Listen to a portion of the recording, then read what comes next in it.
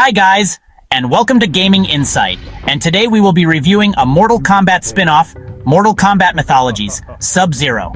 In 1997, Mortal Kombat took a bold step with Mortal Kombat Mythologies, Sub-Zero. Midway Games aimed to provide a deeper narrative experience. This prequel focused on Sub-Zero and the Lin Kuei clan. It blended action, adventure, and platforming with Mortal Kombat lore.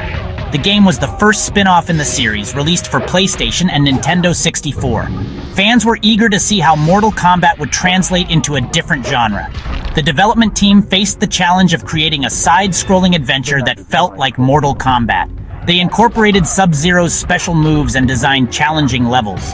The game used digitized sprites in 2.5D environments, visually distinct for its time. Mortal Kombat Mythologies, Sub-Zero was a test for the franchise's versatility.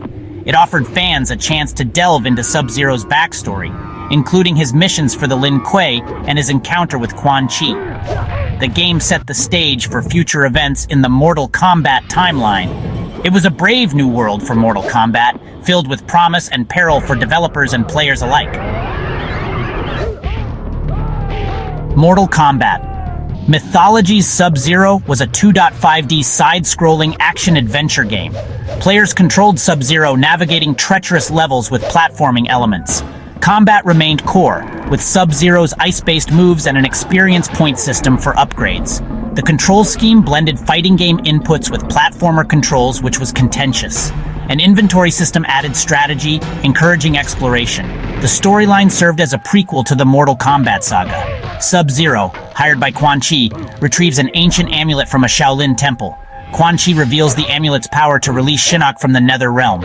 Sub-Zero's journey into the Nether Realm, tasked by Raiden, sees him confront demons and Scorpion.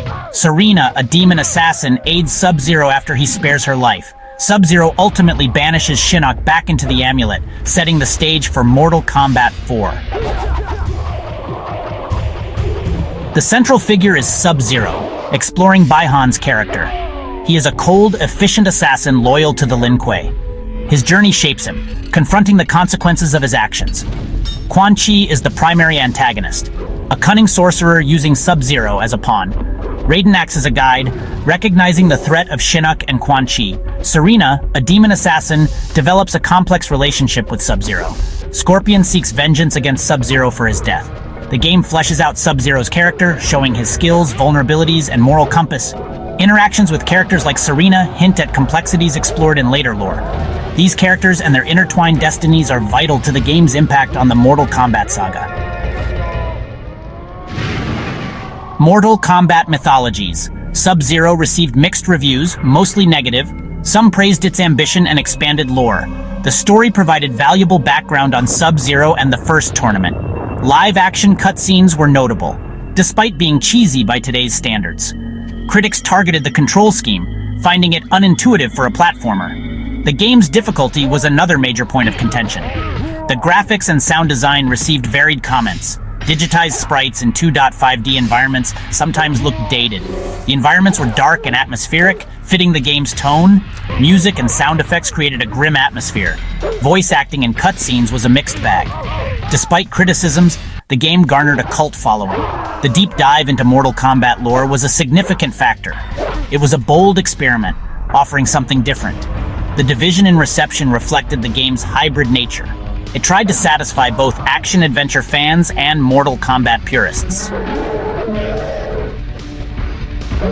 Mortal Kombat Mythologies.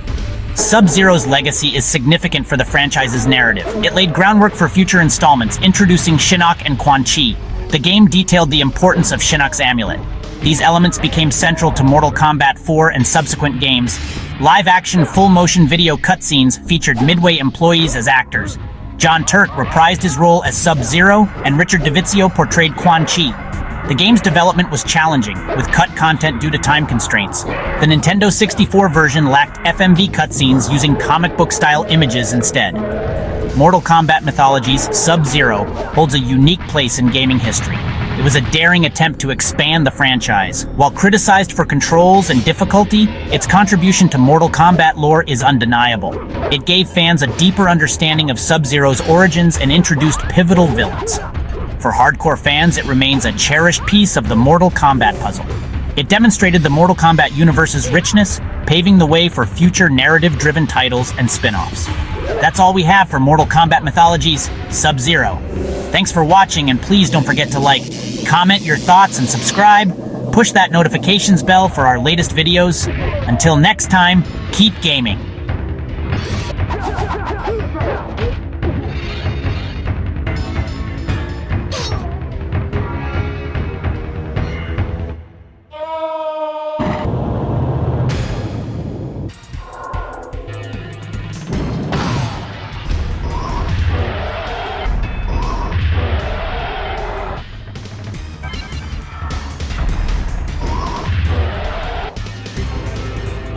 No!